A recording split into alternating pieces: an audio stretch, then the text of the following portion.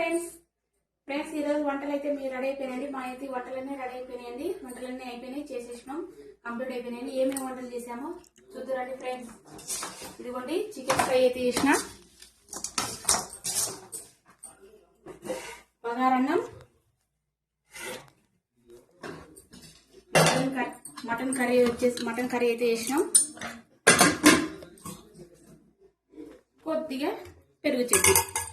ఎన్ని ఐటమ్స్ అన్ని అయితే చేసినాం.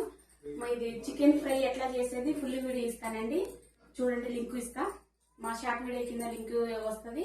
చూడండి ఫ్రెండ్స్, ఏ విధంగా చేస్తే చాలా సింపుల్ గా అండి.